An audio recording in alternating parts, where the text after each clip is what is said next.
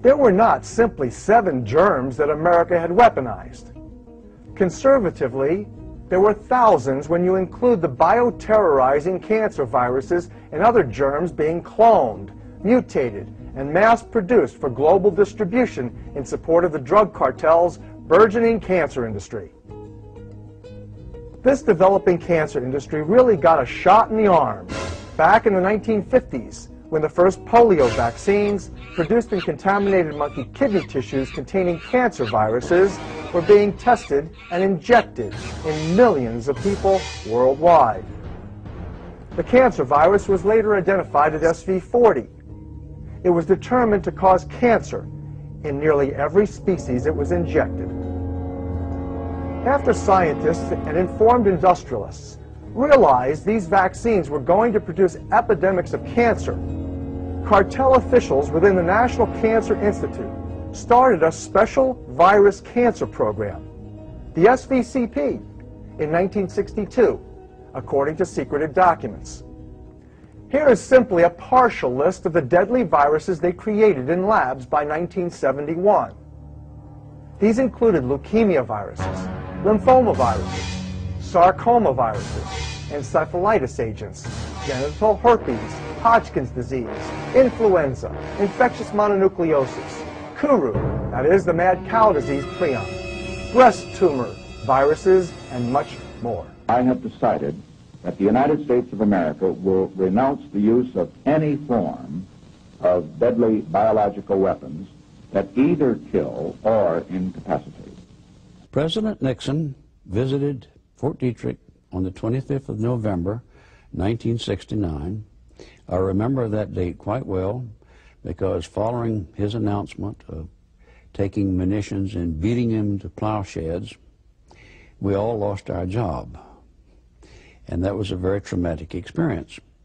But following his presidential announcement on this date, the entire United States offensive program on biological warfare came to a close within 2 years. We destroyed all of our seed stocks, we destroyed all of our production material at Pine Bluff, Arkansas, and we completely got out of the biological warfare business. Sure, President Nixon renounced the use of biological weapons in 1969 as a political ploy. In fact, here's what really happened. Tricky Dick, as he was called back then, lied. As you can read here from the prestigious scientific journal Nature, quote, by 1970, a year after Nixon ratified the Geneva Protocol, nothing had changed except the public's perception of chemical biological warfare risks. Rather than receive the promised annual cut in biological warfare research funding, the DoD's biological weapons budget increased from $21.9 million to $23.2 million. The stockpiled biological weapons Nixon pledged would be rapidly destroyed remained intact in Pine Bluff, Arkansas. And the announced transition of Fort Detrick from a biological weapons testing facility to a solely defensive NIH-run health research lab had not occurred. So it can be seen that Dr. Kano's propaganda simply reflects her ignorance. Or is it professional negligence to allege lies are honest truths? Is it unjust or too blunt to conclude Dr. Kano is a professional prostitute for drug cartel-influenced government?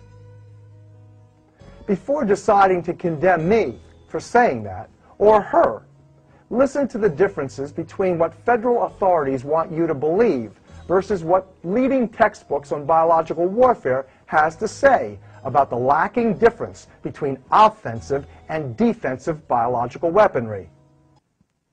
From the point of view of a target population, the notion of an effective defense against such agents is misleading. Neither individuals nor populations can be vaccinated against all possible naturally existing strains and variants of viruses that might be used as weapons.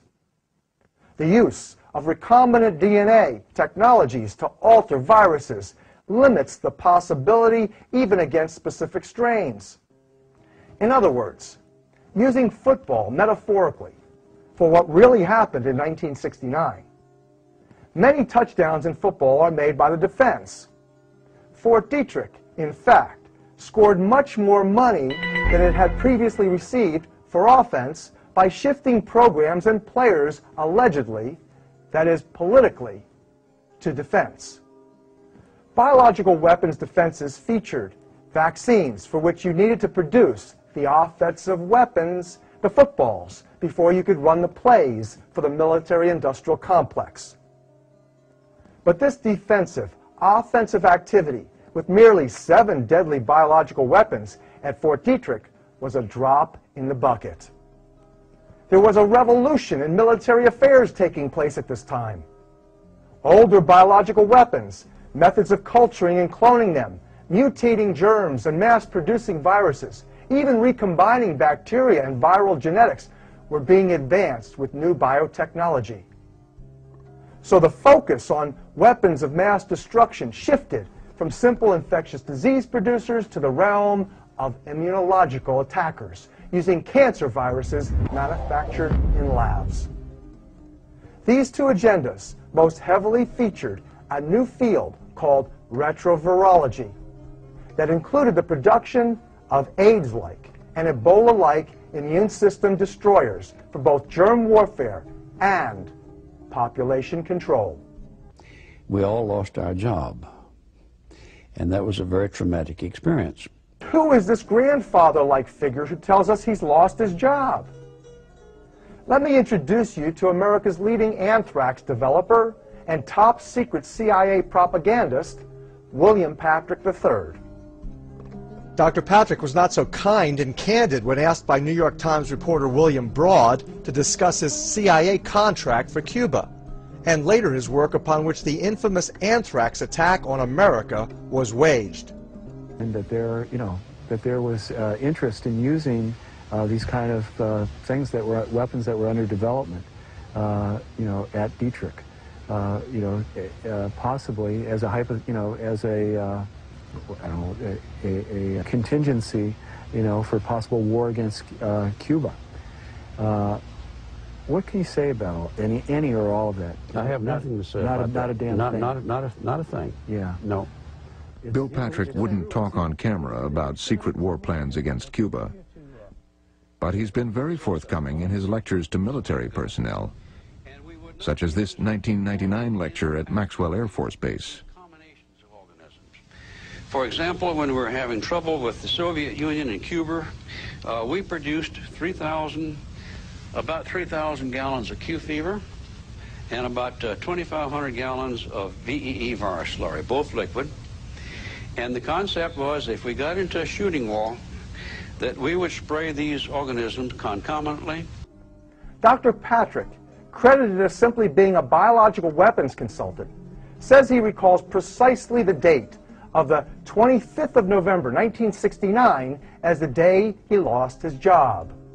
But following his presidential announcement on this date, the entire United States offensive program on biological warfare came to a close. But Dr. Patrick's little career trauma is discredited by his lie. In fact, this film clip is from 1971, not 1969, and this is important historically. This was the celebration for making Fort Detrick the new home of the National Cancer Institute and headquarters for the greatest, most lucrative war ever, the war on cancer.